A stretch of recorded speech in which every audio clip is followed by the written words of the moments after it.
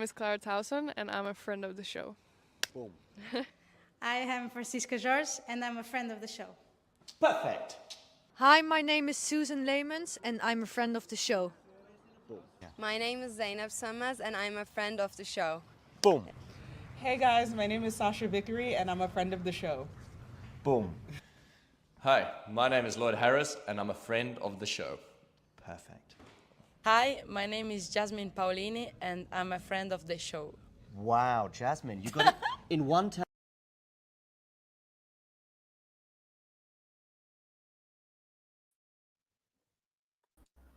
Hello guys, we are back. We are going to be talking with Mario about the Davis Cup results. Basically the only thing happening on the main tour on the ATP last week, unlike on the WTA tour. Also, as you can see in the title, we will be mentioning the Laver Cup news as it's next week. And also next week is Chengdu and Hangzhou, which of course we're also going to mention at the end. But I think for now, probably just Davis Cup. I mean, Mario, any comments on sort of your enjoyment of that event as a whole right now? You know, it's been a few years since the new format was introduced. The Davis Cup group stage has its issues, that's for sure. I mean, especially during the neutral matches. So were you like really involved in the action over the last week? Well, in the end, yes, even if, of course, there's not only the world group, so not only the group stage, there are also many home and away ties, which is still great to watch, even if I get that maybe for some, more casual fun has not that much of appeal also because there's not the trophy in sight. But still, I mean, I think that the group stage is probably the main issue of the new format, because I think like the final 8 has been fine over the past couple of years. I've enjoyed it. There's been good crowd as always, also because I mean also to organize a trip to go to Spain and watch the final 8, if your team is in the final 8, it's close to the title, so you are also more keen on going on traveling. And the group stage, for sure, it's very difficult, especially some for example, the group C was in Zhuhai, and I get it, for some German American people group of supporters, it's really not easy to go, and maybe even not worth it, because there's still a long way to go if they want to to get closer to the title, especially for some nations, some teams that are used to get to the semifinals, to the finals, to the quarterfinals. So group stage feels like, I don't know, some given, let's say like this. So yeah, I don't know, I generally would prefer, in the end, since we have 16 teams, 8 of them go away, 8 qualify to the final 8. I think that the way forward maybe can just be having a round of 16 with 8 ties, home and away. 8 teams go out in any case, and 8 still qualify to the final 8. Probably some, I don't know, meeting between the old and the new format, let's say. So adding kind of another round with the home and away ties, and then just having the final 8. But at the end of the day, some things can still be very interesting, because I don't know, for example, yesterday the very last match of the group stage was still a deciding doubles, even if Italy was kind of competing for another team and not for themselves. But still, there are some things that are still enjoyable, I think, about these formats. But yeah, overall, I think like it's the most critical part of the whole new format, this group stage, because it creates some situations that are not easy to watch. And so maybe also I would say, for example, just having, I don't know, a round of 16 with a weekend would let more, also players who go further at the US Open to be ready to reach the team in time to play, while maybe, for example,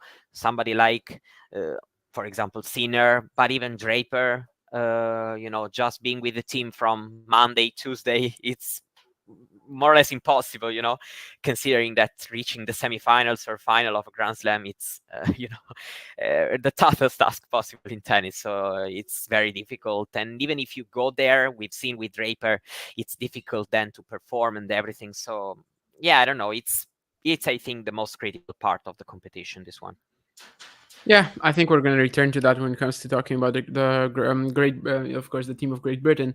More or less, when you said the word keen, I also saw a comment from Keen, who was keen to hear us talking about Pellegrino, but actually, I don't think we're keen to talking about. I mean, we're not keen to talk about him on this show, right? I mean, there's no reason to, I think. But Keen was would very definitely be close keen to on going if a career Ireland high. was in the finals, right? Like he would love it, absolutely. So hopefully Mike Agvi, they almost won against Tunisia. Yeah. Well, almost won is maybe a stretch. Also, I love what she said about the home and away ties. I mean, they still exist, and I feel like people just completely forget about that. In fact, the last of them is still going on right now between Bulgaria and El Salvador. Yana Kimilev serving for the match against Marcelo Areval right now. So yeah, I think this is kind of the heart of Davis Cup for me rather than the actual group stage. But I did enjoy it. I like the round robin format quite a lot. Just not I'm not saying your idea is wrong or anything, but I like analyzing what can happen in the groups and yeah, stuff. that's right. I probably like it more than actually watching it then. I probably like looking at the lineups and kind of seeing how it might go than actually following the action. But yeah, I think we're just going to go sort of group by group. And obviously, Italy was the country that won Group A. It was not that easy because they actually had to win all their matches 2-1. In the end, I mean, they were still qualified after 2 rounds, right? After the 2 sets of matches. So I guess it was a perfectly fine performance. As you said, no Sinner, but they do have one of the best doubles team in the world. 3 pretty much evenly sort of powerful singles players. I mean, Berrettini, Arnaldi, Cobolli. It was very hard to kind of come up with who's the best there. Eventually, over the course of the week, Cobolli kind of took over for Arnaldi in that number 1 spot. And I guess, they just basically delivered. So I suppose you were pretty happy about that. And yes, the last match, they were not playing for anything because they were already secured as the leader. But in general, against Netherlands, they were playing for something because if Netherlands won, then they would have topped the group and just gotten a better seeding for November. Yeah, I mean, it's been definitely a fine performance. Of course, Arnaldi, Cobolli. Arnaldi has experience. Davis Cup was a great part of the team that last year won the competition in the final, especially. Basically, he took the point which decided everything because then, Sinner against Deminor.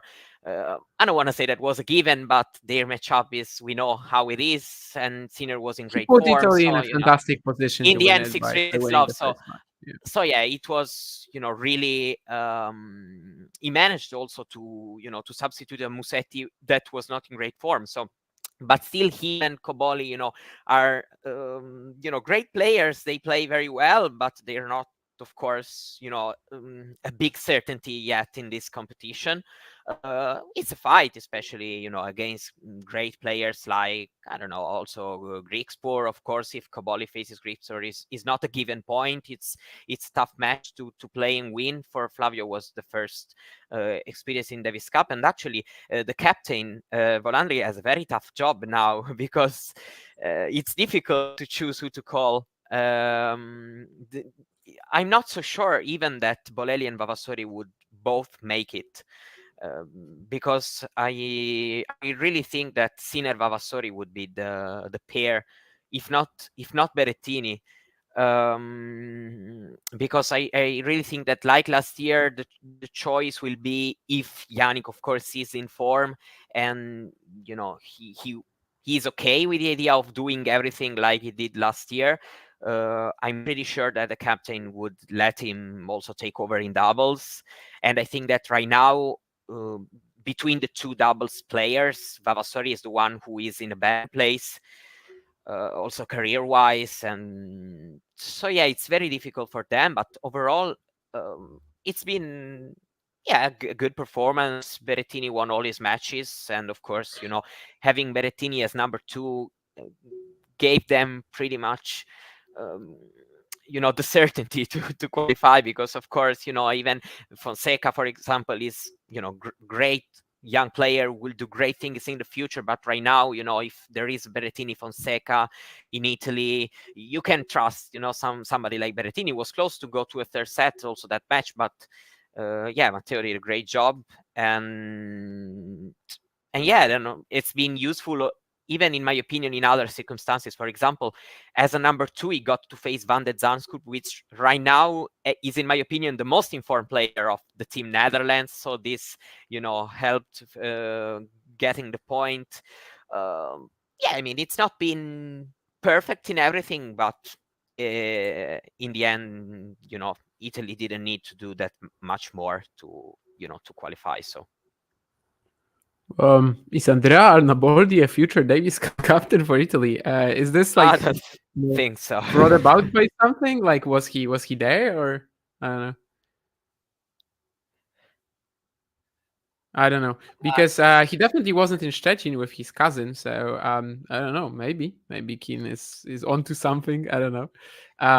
Yeah, I don't know I have if a that's question, that, but yeah, I don't know I if you tell can that answer I don't that. know? I don't really Yeah. know. I have to check. I let you know. I have to, to investigate on that. Of course, it's within the language. I know many things, but I don't really. I cannot really answer right now. Yeah, I totally get that. Like, if someone asked me why do Polish names usually end in ski, I would say the same. Like, I don't know, they just do. A lot of them do. So, yeah, I guess that's Yeah. the whole thing, really.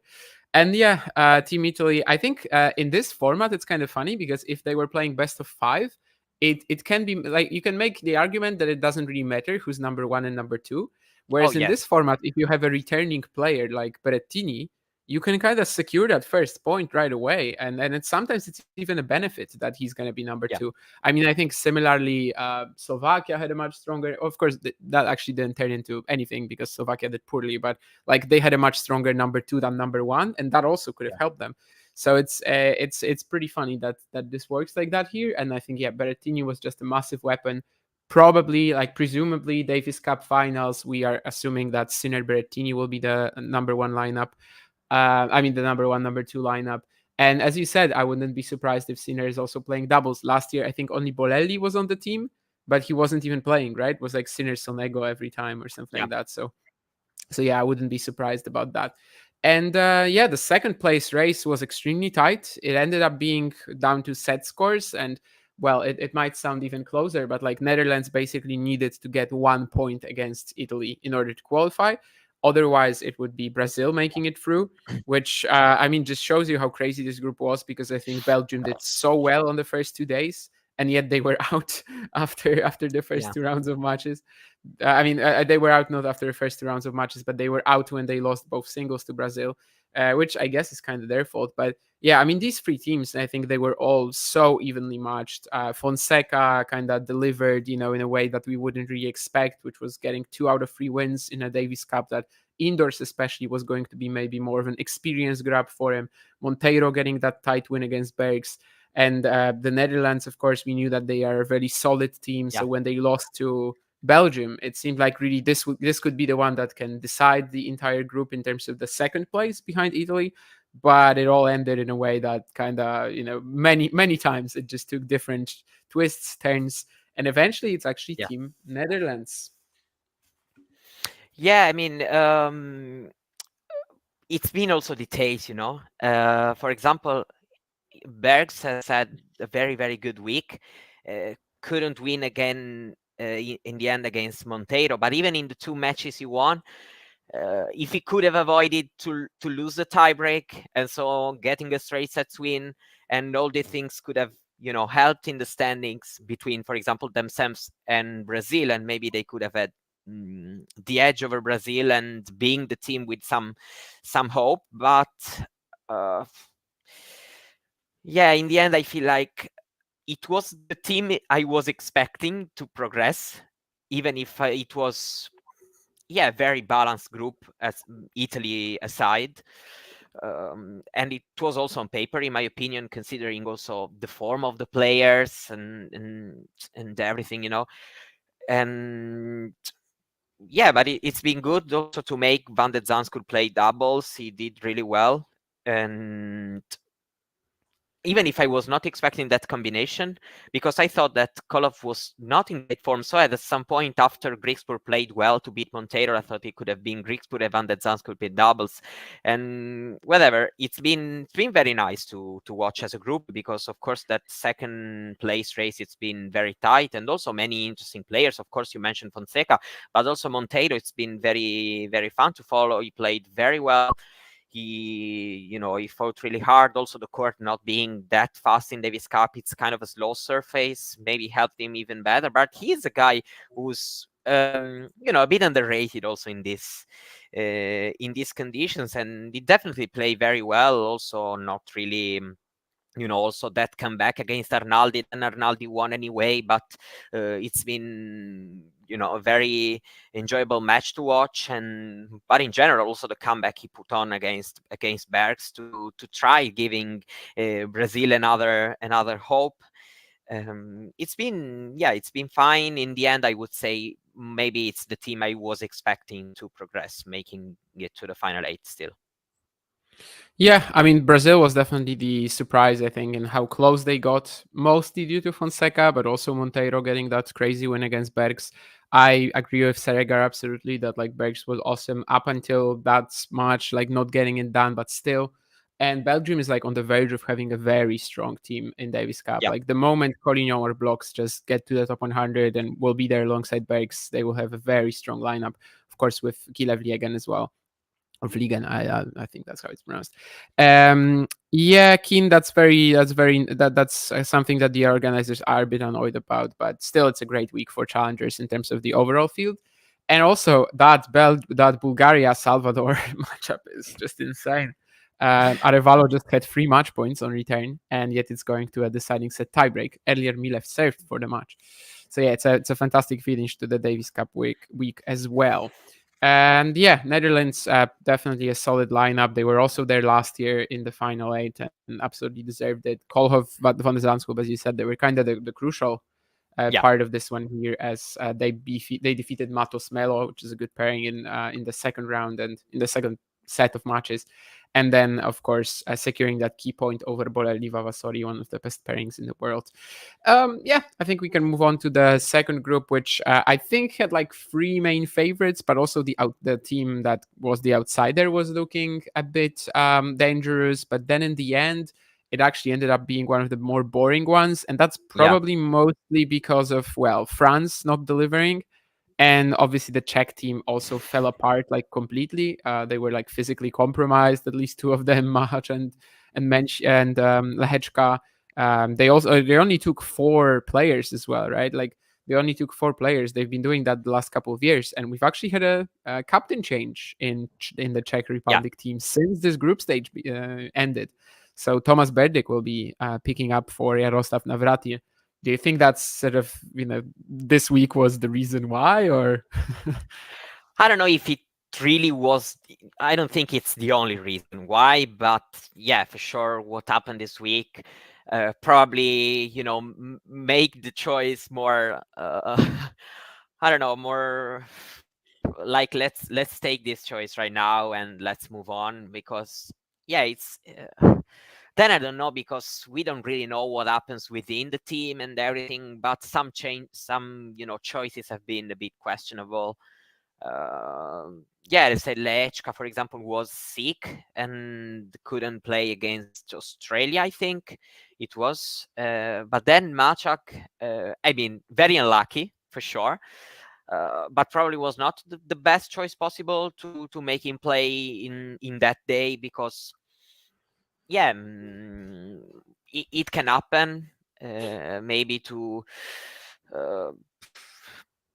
you're not physically in your best shape possible. It's been a whole mess. It's also difficult to comment for me, because it's very difficult to understand everything also regarding the form of the players, how physically they were, why, for example, Machak had to play the day right after he got that bad cramping against Alcaraz. I mean, I think I can tell you why. I think they were just banking on Menchik having a better chance against Kokinakis than against No, that's Popyrin. right. That's right. But in the end, it was too risky, you know. I think so Especially in too. this group. Like I think even Yeah, Pavlasek could have played. You know, like literally exactly. even put Pavlasek to play with Kokinakis. Like it's not the end of the world. Yeah, at least you don't have the regret that the match last 2 games, you know, that you have right now. That maybe Kokinakis just wins, you know, 6-3, 6-4, 6-3, 6-3, you know. But at least, you know, you gave a fit player the chance to play, and he did his best. And if it wasn't enough, it's okay. But yeah, it's it's been a bit weird. Yeah, in the end, we've had two groups that just went away. Indeed, probably the most exciting part of the group stage was probably yesterday's tie to understand the seeding, who would have got in the first place. For example, me as an Italian, I was very interested because it's either right now Australia or Argentina. So to understand if it could have been Australia or Spain, if, for example, we could have had the match between Sinner and Alcaraz in the quarterfinal of the Davis Cup.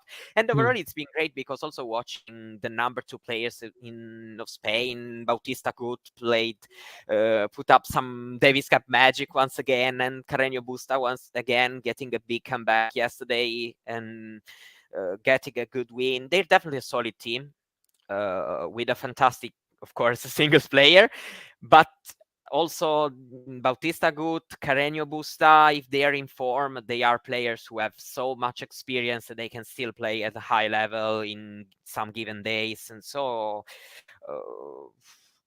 yeah, and also Australia, I mean, with that doubles team and everything, it's two very, very strong teams. So, for example, me as an Italian, I don't know really what what would have been the best. Yeah, I think that Sergers is right that like the decision to take 4 players, it really backfired here. I don't know if this was why Navratil was let go. Maybe this was something that we were planning for a long time. I mean, he was the Davis Cup captain for like years, but certainly it seems like no other country does it. So why on earth would you risk that? Kopshiva, I mean, you mentioned him, but he won the biggest title of his career this week. But yeah, I mean, there were other options, obviously, like Vesely, for example. And yeah, it's just a shame they did that because they seemed like a very dangerous combo again. I mean, 3 equally as good singles options. Menchik, Lehechka, Mahach, like you don't really know who's the better player there. And yet 2 of them were compromised, and yeah, it just couldn't work out. Spain, I think they kind of showed that they didn't care about topping the group, right? I mean, they didn't even put Alcaraz in the final match, but they still won. So, eventually it made sense. But yeah, I mean, Bautista Agut, I think definitely won this. I mean, basically qualified Spain at the very beginning. Like the fact that he was able to beat Fields and Lehechka, Yeah, especially definitely. Fields from 2-6, 3-5 down. Like that secured the deal for them. And that was obviously an incredible effort from the veteran. And yeah, Australia, just a solid team who performed much better than France. France, I mean, where did it go wrong for them? Fields didn't really step up, that's for sure, losing to Kokinakis and to Bautista Agut. Then, of course, on the last day, I mean, he beat Lehechka, but on the last day, they were just playing for nothing. So I think especially Fields, but we kind of knew that Fields and Humbert, like they're a very strong duo, but they're also erratic. And I guess Humbert, you know, you can't expect him to beat Alcaraz 90% of the time. Like 90% of the time, he's going to lose. But Especially in Fields, these low especially, conditions. For me, you know, yeah. maybe If it's not like a court, rapid indoor hard court, yeah, a sure. quicker court could have given him better chances, you know. Yeah, so in the end, it's also with this Popyrin, they have yeah, now let's see who they get in the quarterfinal. If it's Team US, probably they even go there as, but then I don't know, because it depends on who they, you know, whose player gets the call and the form of each player. That's also why getting first or second place, it's not like a life changer thing, you know. Yeah. For example, yesterday, it's not that I was really caring, you know, for Italy getting the first place or not, because then in the end you don't really know. Even, for example, Germany, I expect kind of a different team from Germany, even if Yeah. they have delivered in their group. It's tough to say. Yeah, I agree that first and second place, it really doesn't matter all that much, which again, Spain kind of showed by not putting Alcaraz on the final day. Australia, I guess, was in their best lineup. Kokinakis over the week was okay, but like they put in Thompson. It's not clear who's better really. So it wasn't like they kind of went with a weaker lineup into the final day, not really. But yeah, by the final day, of course, we had it all cleared up actually after the first 4 days of this group. We just Yeah, had it in all the cleared end, up, and they just both had for to. Italy and Spain, which, two teams that were already sure of qualifying, the difference has been made by the personal motivation. Carreño Busta having that personal motivation to get a Oh, that's win at true. all costs. Koboli wanted to get his first career win in Davis Cup, and also maybe Berrettini still wanted to play because it's important for him. I mean, that's also Ronaldo not being able to play anymore this week after the ankle thing against Montero. But yeah, there's been more that thing of personal motivation for some players, like for example Draper being mad at himself, even if it was a dead rubber against Gerald Yassim, and the other things, rather than the qualification, first, second place. That's been the most about it.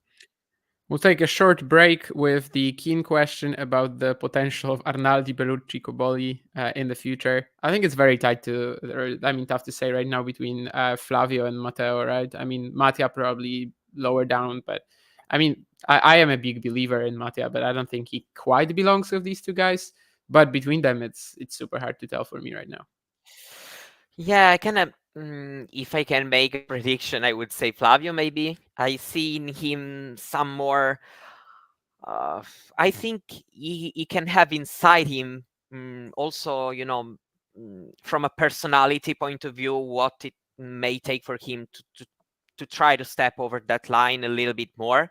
Rather than Arnaldi, but also Arnaldi, we have got to know that he, for example, plays amazing against player who hits the ball that hard. For example, matchups against Fields and other guys. We know that Arnaldi does really well. Probably, the main issue about Arnaldi, he can be very erratic when he needs to do the game, to be more proactive, to being more in the attack position.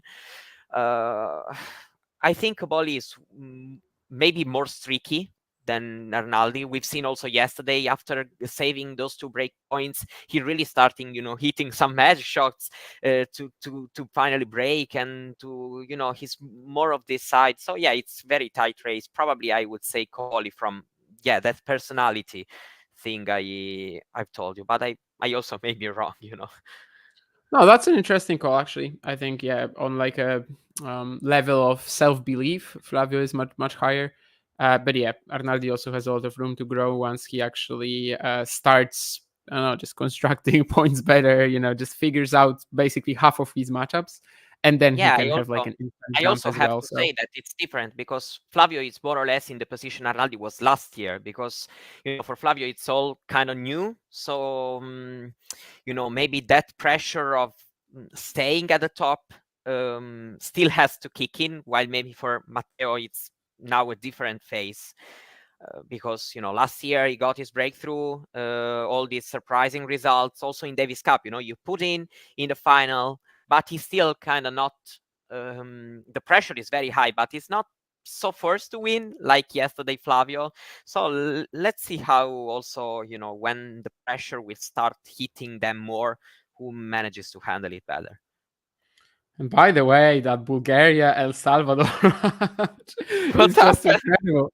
Yeah, I mean it's 6-all in the third set tiebreak. Arevalo has already Okay. saved 2 match points and wasted 3. So yeah, But I it's forgot quite insane. the score. It's the It's deciding the match. fifth rubber. It's the fifth rubber. Okay, Yes, okay, okay. Arevalo basically is trying to win this one like straight up on his own. Yeah, He yeah, yeah. won against Nesterov. He won doubles with Cruz. No disrespect to Cesar Cruz, but yeah, and right now he's trying to pull it off against Milev as well. Koboli is a lot more powerful than Arnaldi. Not really. I I don't think know. they're It both very depends. dynamic as a ball striker. I mean, not as a mover. Yeah. Yeah, it depends. Arnaldi maybe can defend the court a bit better, and so maybe it can be kind of a stand out for most people rather than power, while maybe Koboli is kind of more straightforward. But it depends. Arnaldi is kind of somebody like changes a lot. It depends also on the opponent, because at times he wants to be more aggressive because he's kind of first to do it, while other times he takes a step back. But yeah, it kind of depends. Not the two most powerful players, but they can hit very strong. Yes, and let's move on to the Group C, which, as you said, was in Zhuhai. This was the only one where, there was no home team really, so Yeah. it was even tougher for them to get crowds, and I think that was a bit of an issue. I mean, in Europe, we probably weren't watching that all that much because it was in the morning as well. No, but I mean, this group was going to be, I think, pretty much between three countries. Slovakia was going to be the outsider, and they really needed a peaking climb to get there. They didn't get that at all. I mean, they just literally only won one rubber all week, I think. But yeah, Chile was a bit of a disappointment, but that's just, I mean, they couldn't use Jari for whatever reason. Yeah. I suppose he just wasn't fit. And well, they used him in the final match in the doubles, but otherwise they just had to go with Barrios Vera or Garin in the second slots, and it just wasn't enough. Yeah, then also some pretty tight matches against USA could have, even if maybe something could have been a bit different in the deciding moment of those matches. Yeah, I mean, Jari, I struggle to really understand. I would have actually to talk with some probably Chilean journalists, because I'm interested, because he suffered a lot from health. He had some ear infection which caused him vertigo. He complained about not being able to see the ball really well anymore, but at times he plays, and right now in Davis Cup he seemed like not being able to do it. So yeah, I have to admit that I want to understand a bit better what's his situation. Also, after getting that doubles win, he was very emotional. So this drawn even more curiosity from my side, because I kind of started getting a little bit worried about his situation. I'm starting wondering if there's a solution, if it's because also it's very weird, the issue he had, so it's not like something that I really know how it works and everything. So and yeah, Tabilo really didn't stand out, even if he played a good match against Nakashima, who is very informed player. But after that, the matches where he should have won, he hasn't really been able to do it. So, well, yeah, in the end, probably this has really been the least interesting group. Even less than the Group B, from qualification, because as long as Chile lost 0-3 against USA, and then we knew that it would have been very difficult. Of course, great performances from the German team, which was without his his strongest singles player, without Zverev, without Struff. So really good job from them. They really, Hanfman and Marterer played really well, and also they can be a very good team for finals, especially if everybody goes there, because you have Zverev, you have a very strong doubles team like Kravitz Puets. So and if Struff goes there, but also the players who as singles players number 2, let's see what happens, of course. Yeah, I think Hanfman and Marterer, they both overperformed by a great deal compared to the entire season, which obviously was really important here. I mean, both the American team and the German team, they didn't bring their best. So to survive is really good for them. Obviously, they had their best in terms of the doubles, Kravitz Puts. But honestly, in the US, Krajicek Ram, I mean, they were shaky AF. Even though they made that silver medal, of course, at the Olympics, that was not what the US were expecting. So, of course, US still goes 8-1, and that's, of course, largely due to Opelka, Nakashima, and McDonald. So to kind of pick it up with their 5th, 6th, 7th best player, whatever in singles, something like that, maybe even lower. That's obviously something great for the US. And as you said, like for the finals, the US, Germany, they will be bringing completely different teams likely, other than the doubles. So Yeah, even if but Nakashima, I could see him, for example, playing. If the captain makes a choice, he's a I very, mean, but very depends who shows important up. player. Like Yeah, Fritz, absolutely, Paul, Tiafoe, exactly. Korda. Are No, they no, gonna no. all He, be he there? doesn't play. Yeah. So he doesn't play probably, but he could be part of the lineup. It's possible Yeah, for yeah, sure. absolutely. They could also like I can imagine them not going Krajcek Ram in the doubles in the finals. Like just Yeah, it's playing a single possible. I player remember alongside that one of them. they did something like that in 2022. There was a big controversy Yeah, among but then them. they didn't like nominate them even, right? They just Yes, went for a exactly. full team of singles players. And I Yeah, think yeah, yeah. I would say one of Krajcek Ram at least goes to the finals. If I was Oh, yeah. Mike Bryan is now the captain, or Bob Bryan, I don't actually remember. One of the Bryan brothers, anyway, is the Mike. Davis Cup captain, Mike Bryan. So I was right the first time. And Mike Bryan is the captain, so I think he would probably Yeah. take both of them, but then maybe field only one of them in the doubles matches because it's Oh, yeah, enough to then it have three depends. good singles players. But yeah, I think that's what they might do because Krajcek Ram, I mean, yeah, they're a bit underwhelming. Kravitz Splits, obviously, it's a different situation. They're playing with each other all the time. But yeah, it's amazing for the US and for Germany to pick this up despite not having their best teams. And yeah, Chile just got completely. I mean, after Jari couldn't play, really, that's the end of it. Although the match against the United States, of course, we have to remember that was all deciding set tiebreaks. Yes, So exactly. that goes a little differently, and maybe you have a completely different group. And yeah, Slovakia, I don't know. They just didn't really step up. Of course, Kovalik, Molchan, they aren't hardcore players, which shows. But then again, Kovalik was the only one to actually pick up a point. Yeah. And doubles, they also have a bit of a sticky situation. I mean, Zelena is not really playing anymore. Like he's playing 5 events a year now. So if he's still their best doubles player, then maybe that's not great. But actually, I don't know if he is. He only played one match. Yeah, it was a tough one for Slovakia, who I think can be dangerous potentially, but just didn't really work out on this day. I mean, they eliminated Serbia in February, so of course they were very powerful there, but yeah, not here. And Group D, I guess, also one of the more Yeah, I exciting disagree ones. with the comment. I know Which one? no, the Fritz last and one, Paul. Fritz and Paul. I know they got a medal at the Olympic Games, but So did Krajcek Ram. yes, exactly. But I have to say that the run was not the toughest possible. And as much as I, of course, it would be nice to see for sure. But yeah, I watched them playing a lot of doubles, and I don't know. I don't know if I would put them honestly in the doubles, them together. I mean, so let's see also what happens.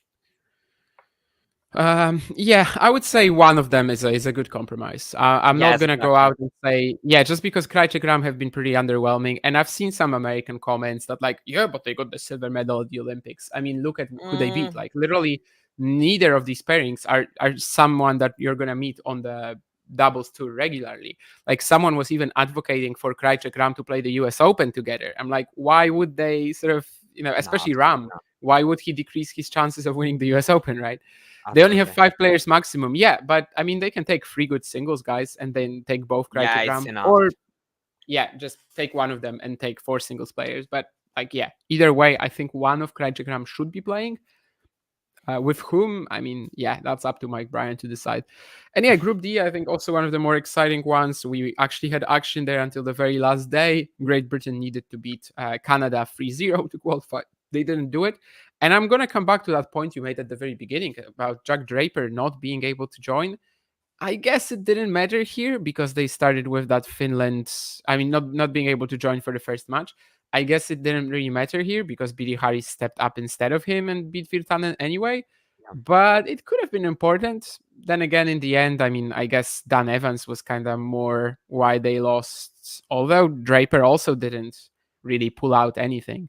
So yeah, I guess other than Finland, the UK was just not good enough in singles. And Finland without Ruusuvuori, they were always doomed. But as Keen pointed out like an hour ago, I mean, Eero Vasa getting to a tiebreak with everybody, obviously, it was a very good effort. You have to commend that. It was a great effort. I hope that he's going to sort of turn it into some ITF momentum as well. But yeah, otherwise, I mean, Finland was just when Ruusuvuori ended his season, it was over for them. And the UK, Evans and Draper losing the singles in the last 2 matches. Yeah, in the end, I have to say that, yeah, it made a lot of course, a lot of talk, this group, between, at least on my timeline, which is so much filled, with British and Argentinian journalists. So I've been following this group so much. I think really the group I really followed this week. And yeah, I mean, it's been talked as it's kind of a huge shock, but in the end, I would say that for me, between Argentina and Great Britain, there was not a big difference. I would even say that probably, especially with the Echeverri Cerundolo, lineup, and Draper, of course, being not in the best possible situation, I think that it actually kind of makes sense in the end. At least it's not a huge shock, let's say. Canada qualified, and of course having their 2 singles players at a good level, Shapovalov and Auger-Aliassime, we know that they can play very well, and they also have done very well in Davis Cup. They won 2 years ago, and there's always kind of a question mark around them, because you never know exactly in which form, in which side of themselves they will show. But usually when they play indoor in Davis Cup, we know that they should do quite well, and they did. Of course, it's been huge for Canada to beat the first day, to beat the Argentinian team, to win the singles matches there, and that made their, of course, kind of fly towards the quarterfinal. They've been the second team in order to qualify, but yeah, just because they played on Sunday rather than Argentina, who played on Saturday. And yeah, great effort from the Argentinian team, who made the right choice after the first tie to change the order and of their singles player. And it's been great, because I feel like it works really well to have Echeverri as the number 2 and Cerundolo as the number 1, because Cerundolo is like the player with the higher ceiling, I would say. At least, if there's a good player to face, like Jack Draper, for example, or another one, probably Cerundolo is the more reliable to put up a good performance is these kind of matches. And Echeverri plays better on hardcourt. At least he can, play well due to his a solid serve, not spectacular, but still solid shot. And he managed to do transitioning game really well. For example, against Evans, I think I also written about it. I think it can be a good way for him also going forward to not stay on that baseline too much, because at times it feels like he tend to stagnate a little bit. He can shorten the points a bit, in my opinion. In the end, it worked. They had to face Finland. It's not been easy, because after the win against Great Britain, pressure was really high on their shoulders, because it kind of became, okay, we have beaten Britain. We have destiny in our hands. We are the favorite, and we have to do it. So it's not the easiest possible situation to play. But yeah, they did really well. They deserve it, as well as I would say that Great Britain could have also had some different choices. For example, final day, I would have probably given Billy Harris a chance to play against Canada alongside Jack Draper. I think I've seen that argument. I think Dan has sort of produced many times for his country, but Absolutely. yeah, this was more like his season overall. And I thought he might actually be a secret weapon for UK, but yeah, I mean for GB, I guess. But yeah, it wasn't. Absolutely wasn't. Yeah, it is what it is. As we can see here, he says that he is thinking about ending his Davis Cup career. I would think even his entire career, honestly, because I don't know what he's going to do right now if he's unwilling to grind challengers. We'll see. But anyway, when it comes to Argentina, yeah, to qualify indoors, that's massive for them. I don't know if they'll actually be contenders for November. I mean, they're probably not, but yeah, it's a team that definitely works better for Cerundolo. Yes, With Cerundolo at a very when Cerundolo will beat Sinner. yeah, of course. And yeah, Baez they played on the first day against Ojaliesim. That was kind of impossible, but I don't know. Maybe they were hoping for Cerundolo to beat Chapo. Who knows? Maybe that was also a bit of a tactical play.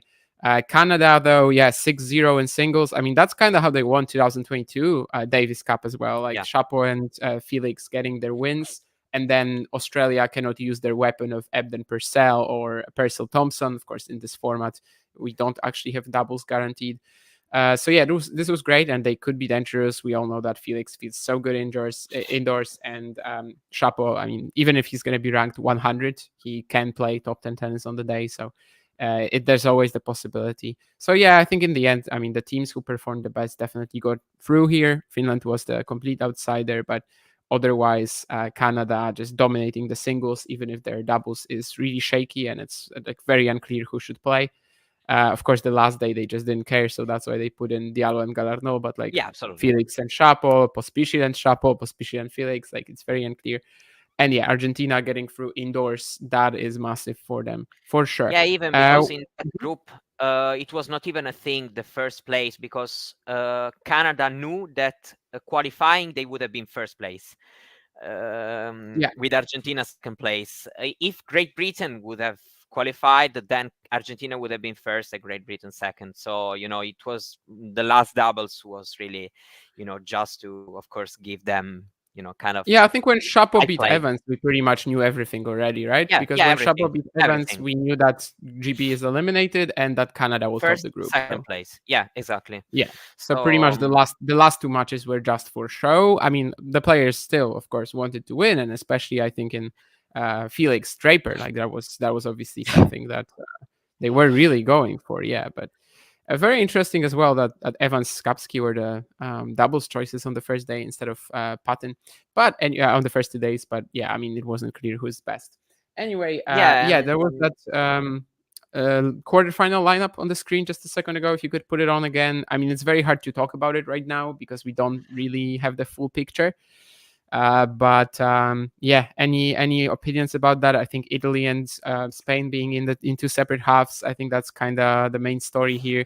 Italy, though, if they face the US and the US brings their best team, that could be a really important matchup. And I mean, we could get something like Alcaraz Zverev right away as well in the first round, with Spain not really having the best second number 2 option right now. Yeah, I mean, it's easy for me, to know who they have to hope. Both of them. I think Netherlands and Argentina are, of course, the most beatable, teams. Australia and Germany look stronger, at least if they go, in full force. Then, of course, this is another thing that we don't know right now. If I am Argentina or Australia, I still prefer to face USA, I think. At least from the Argentina point of view. Australia, I don't know, but yeah, it will all depend also Sinner and Alcaraz. They go in which form? Because if they go in good form, I still would prefer to avoid that team because it will be very difficult to bring the point.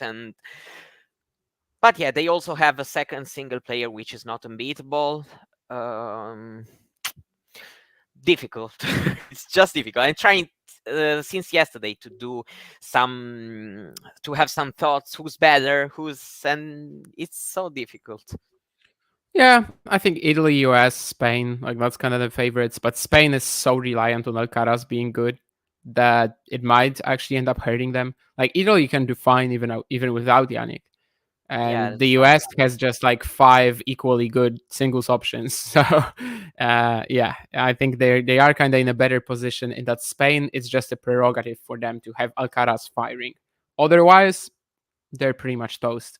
Like otherwise, they're not as good as the other teams, or at least not as good as Italy or the US. I mean, they might be as good as like Netherlands or something. Yeah, probably would be good for them to get Netherlands actually in the first match. But yeah, I think with that we might just talk about the other things very briefly. Rafa Nadal out of Laver Cup. I mean, some of us were expecting a retirement announcement from him, and that it might happen at the Laver Cup. We've actually had some Laver Cup withdrawals as well. I mean, it's like who's now Tabilo is Actually, playing or something like that. Right? Djokovic can retire before. Djokovic can retire before Nadal. Yeah, No, I I'm mean, kidding. technically possible. I was just thinking about the, of course, that he told that he doesn't know what to do after Shanghai. He goes to Shanghai and then he doesn't know because Turin is not a priority and everything. But he'd also say that he's doing this in order to prolong his career. At least this is what he said. So Yeah, but yeah, I we'll mean, see. Laver Cup. I'm just honestly, I had to Google the lineups right now Oh because no, I I know had it. no idea. Basically, we had also Deminor and Tommy Paul calling themselves out from Team World, and they have been substituted by Serundolo and Kokinakis. There's also Tiafo, Shelton, Fritz, and another one which I'm missing right now. Who is Tabilo, the sixth one? Tabilo, right? Oh, Tabilo. So he goes to travel and travel and travel. Okay. Jim, new avatar. I see. Is that Novak entering Broad Laver maybe or something like that? It seems like it. Isn't it the golden bag he bring at the US Open? I It might think. be the US Open. Yeah. You're right. Yeah, Dimitrov replaced Rafa. So actually, Team Europe has even become stronger, let's say, because no, I mean, I don't No, want to it's right. I disrespect, mean, but it's yeah, right. I'm just laughing because it sounds funny, but it's right. Yeah. Dimitrov is a top 10 player right now, and of course, Rafa is. It's not. And in Rafa indoors top. is hasn't been a top 10 player in years. Yeah, absolutely. I think that a Laver Cup is not going to be exciting as usual. And basically, I don't think I'm going to be watching it all that much. The European team looks pretty strong right now. It Like is it looks strong. much stronger than Team World, which of course last year was a big surprise because for the first time Team World was like dominating, but that was mostly because the best European players were missing. This time they're pretty much all there. Yeah, I mean, maybe I don't know. Maybe after Nadal withdrew and they hadn't the replacement ready, I kind of thought like, who knows? Maybe they are, on their knees praying for somebody like Djokovic or Sinner to take Nadal's place in terms of another big star. But Dimitrov is still a great player, and all the others are pretty, good and famous also players because Zverev. Of course, in Berlin, but in general, he's a very famous player. World number 2. So Alcaraz, Tsitsipas, Medvedev. It's a team like kind of the Lever Cup idea has born. Let's say he's born, kind of getting an all-star team. At least at times they've been able to have it. Team World, not that much, even if at the same time. They have some strong players who enjoy playing these kind of things. Thinking about Shelton, Tiafo, Fritz himself, but also I remember last year Serundolo got really well with them. Let's see. I mean, it's not the highlight of the year, but it's I don't know. It will also depend on the matchup. I may watch something, even if it's not very very competitive. Of course, it will also depend on which other matches and everything is going on. But yeah, it's always nice to see some team competition. At times, I enjoy watching the players, producing some content and staying a bit with each other. They create something a bit different. So let's see how it turns out. I'm assuming I won't watch anything, although I have to say I was I was like laughing really at one of these Medvedev doubles clips that I saw this week when With he Casper, when he when takes he over gets the ball and just smashes it completely, and Felix is just like so amused. no, okay, no, Um, because there is another one very funny, but I will. yeah, Okay, okay. I will show you. Yeah, I saw this Uh, one where like Medvedev has this sort of like rip and charge play where like he hits a big return and then he's on top of the net in like no time and just smashes the ball into oblivion, okay. and like Felix is just what the hell just happened. But yeah, I don't think I'm gonna be watching that really. At the end of the As day, with other exhibitions, I at just least can't for get into me, it. at least for me, I've understood that for Laver Cup, it doesn't really matter the name. I know that for most people it's like that. In the end, even if there are so many big names, if there's not a tight race, for example, 22, for me, it got fun the last day because there was, uncertainty about who was about to win. Not that it's the most important thing, but if it's like last year and then you lose interest in, that's for sure. Even if, I also I have to say that I prefer the most competitive things. I miss them a little bit in Laver Cup, even if players kind of care about it, that's for sure. They play a bit better than usual exhibitions, but still, They definitely care. I mean, they don't play like at the usual exhibitions. That's true. But yeah, I don't know. I just never really got into that much. I mean, when Federer was playing, I was watching it, but after that, but, not really. But still, you were watching with a different perspective rather than. I still want. No, I mean, I still really wanted him to win. Okay, the team. Okay, I still cared fine. a lot. I still cared a lot. Like these Isner match point saves, the Kyrgios matches. I know it didn't technically matter for his career or whatever, but I still wanted him to win like a lot. But after that, after that, I kind of backed out. You never want a fave to lose, even in an exhibition. Yeah, that's true. If he was playing a practice set on the courts right outside my window, they have to win. They'll be rooting for it, Yeah, unless like when he lost to Diego Schwartzman in a practice set at Roland Garros, for example. I remember being like, but that was a different reason. That was because I was worried. I mean, if he's losing a practice set to Diego Schwartzman, like what's going to happen at the event? Actually, the event was really good in the end. Why are we all discussing it if we hate it so much? Because we need to. I mean, it's a topic that needs to be covered. I don't know if we hate it. I'm just saying I'm not interested in it. I'm just not interested in it, which is not I also hating don't it. hate it. I mean, but for me, it's kind of the same thing as the so-called sixth King Slams, something like this. Oh yeah. I'm not really just an exhibition. If I have to be honest. Yeah, they're going to earn most that they ever done in any tournament. But it's still, I love football. Yesterday. My answer, yesterday Napoli played well.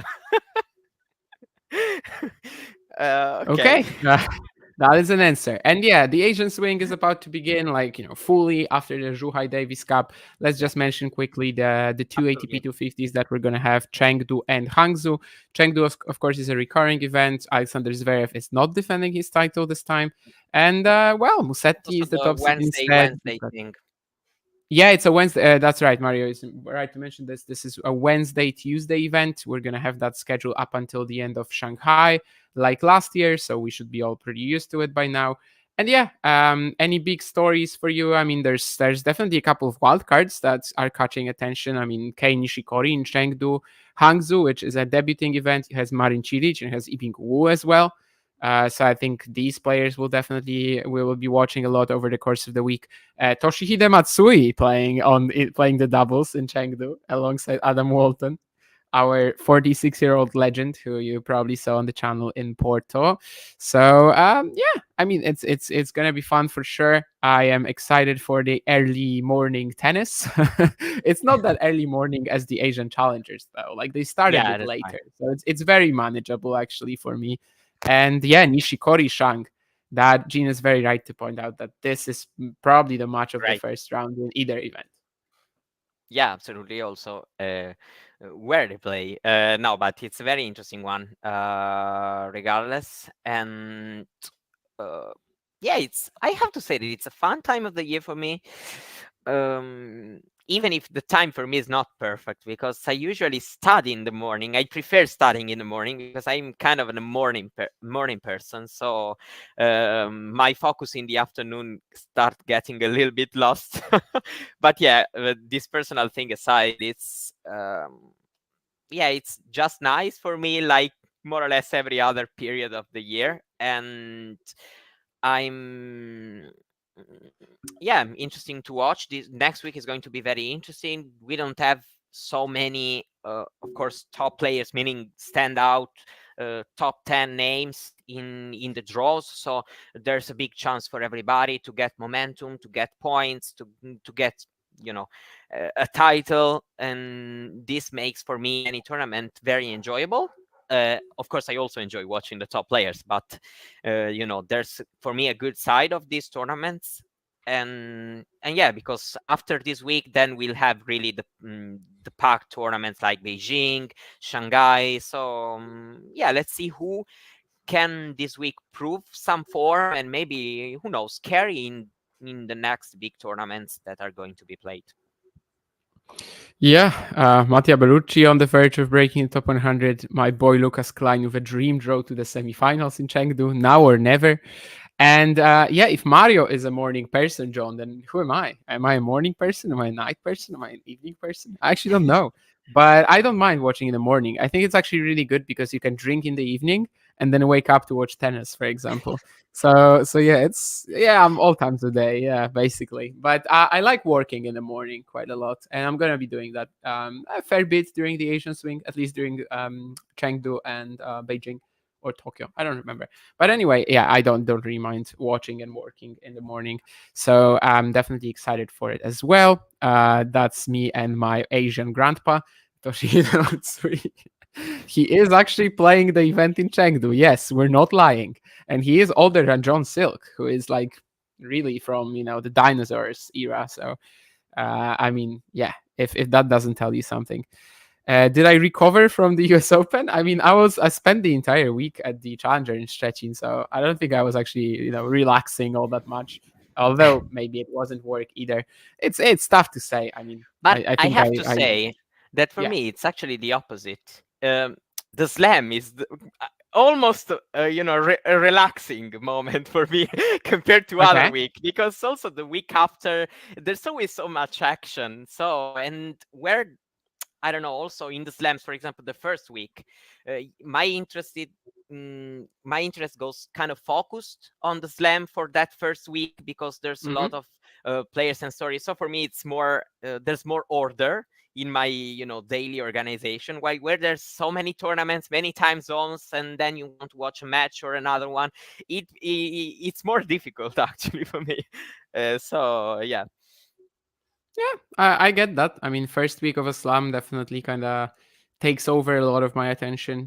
By the second week, I'm watching the challengers anyway, mostly. So yeah, I mean, it kind of makes sense to me as well. But yeah, last week was not really a relaxation period for me. I'm actually kind of relaxing today a little bit, although I had to like do the episode after stretching and stuff, and now I have to do some other things in the evening. But yeah, basically, these 2 days ahead of Chengdu and Hangzhou are actually going to be a partially relaxation for That's me, right. I think.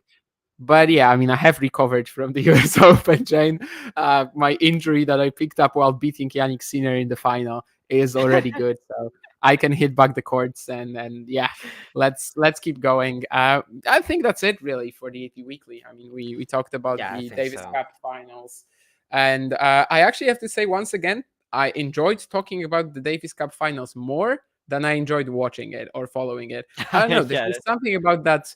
Well, not even the round robin in itself, but the round robin compared to the nominations and the squads. I don't know. I guess I just like analyzing the squads and who can go number one, who can number two, doubles, and it's the same with home and away ties really. yeah, So it brings you a for some reason, different it's really kind of, fun to me. yeah, it becomes different than other tournaments, so that's nice for sure. And yeah, then we'll see. But in the end, yeah, there are some positive things. It's not Maybe everything next time when we blank. have the qualifiers, because the qualifiers obviously are really good. Like it's just home and Yeah, away ties. Maybe I'll do like some massive Twitter thread and analyze every tie or something. I don't know. I really like it. I did enjoy talking that's about the right. Davis Cup finals a ton as well. Much more than watching it, I have to say. So yeah, a Laver Cup, Davis Cup, Chengdu, Hangzhou. I think we pretty much covered it all. There's going to be a WT Weekly at some point. I don't know if you have a Yeah, time already or not. it's been We an do have a amazing week, time, so go watch it. apparently. Absolutely. Probably it's going to be in the chat in a second. So make sure to tune in for that as well.